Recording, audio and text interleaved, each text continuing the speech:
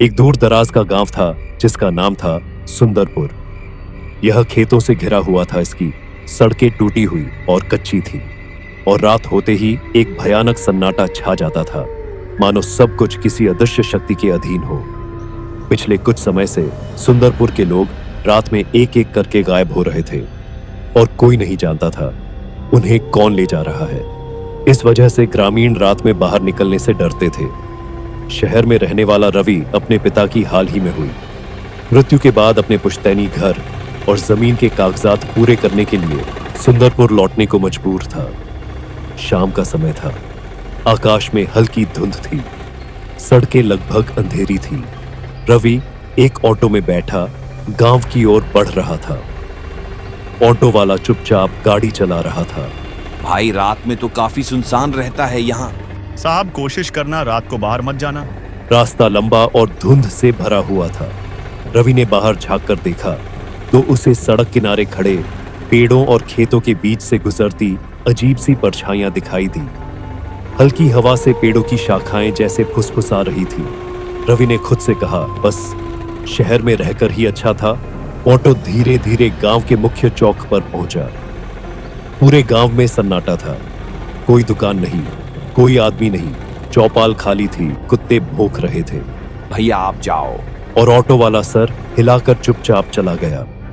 रवि अपने पुराने घर की ओर बढ़ा। पुराने रास्ते, टूटी सीढ़ियां और जर्जर दीवारें उसे बचपन की याद दिला रही थी। घर का दरवाजा अजीब तरह से बंद था। वही उसे अपनी बचपन की दोस्त माया दिखाई दी। माया अब अकेली रह रही थी। उसका चेहरा थका हुआ और डरावना लग रहा था। अरे रवि, इतने साल बाद कैसे हो? क्या हालचाल है और यहाँ आना कैसे हुआ?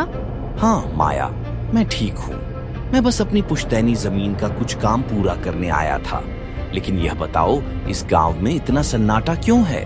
रवि, हर रात यहाँ कोई ना कोई आदमी गायब हो जाता है। कोई आवाज नहीं, कोई निशान नहीं। बस सुबह जमीन पर एक काला निशान मिलता है, जैसे किसी ने उन्हें जला दिया हो। ये सब मनगढ़ंत बातें हैं। गांव वाले डरावनी कहानी बनाते हैं। अगर तुम इसे हल्के में लोगे तो शायद बाद में पछताओगे। रात में बहुत अजीब चीजें होती हैं। आवाजें, परछाइयां और कभी कभी नाम पुकारने वाली आवाजें। रवि ने उसे शांत करने की कोशिश की, लेकिन उसके मन में डर बैठ गया। वह जानता था कि रात अब शुरू हो चुकी है और गांव का सन्नाटा धीरे धीरे उसे अपने घेरे में ले रहा है। रात गहरी होने लगी। रवि घर के पुराने कमरे में बैठा धुंध से ढकी खिड़कियों के बाहर झांक रहा था। हर खिड़की पर अजीब सी परछाइयां आ जाती थी। कभी हवा में फुसफुसाहट, दीवारों के पीछे किसी का नाम पुकारना। उसे सोना था, क्योंकि अगले दिन जमीन और घर के कागज कंप्लीट करने थे। अगले दिन धीरे धीरे गांव की गलियों में घूमने लगा। हर घर का दरवाजा जल्दी बंद था। चौपाल बिल्कुल खाली थी। तभी उस गांव का पुराना पंडित आचार्य सत्यदेव दिखाई दिया। पंडित बुजुर्ग और गंभीर थे। रवि, तुम यहाँ क्या करने आए हो? पिताजी के जमीन के कागज पूरे करने। लेकिन यह सब अजीब क्यों है? ये गांव श्रापित है और ये श्राप इस जमीन से जुड़ा है जो तुम्हारे परिवार की थी। कैसा श्राप? तुम्हारे दादा ने इस जमीन पर एक मंदिर गिरवाया था। उस मंदिर में एक रक्षक की आत्मा थी जो गांव की रक्षा करती थी। जब मंदिर टूट गया, आत्मा कैद हो गई। अब यहाँ हर रात किसी इंसान की आत्मा खींचती है ताकि अपनी कैद से मुक्त हो सके। रवि ने पंडित की बातों को बड़ी गौर से सुना, लेकिन उसके भीतर डर बैठ चुका था। अगली रात की धुंध और आवाजें उसे लगातार परेशान कर रही थी। दीवारों के पीछे फुसफुसाहट, हवाओं में नाम पुकारने की आवाजें और खिड़कियों से गुजरते काले साए उसे मानसिक रूप से कमजोर कर रहे हैं। अगले दिन रवि ने तय किया कि वह उस जगह जाएगा जहां मंदिर था। रवि, मत जाओ वहाँ, ये खतरनाक है। तुम शायद बचकर नहीं निकल पाओगे। मुझे सच्चाई जाननी है। अब डर कोई काम नहीं आएगा। रात का समय था।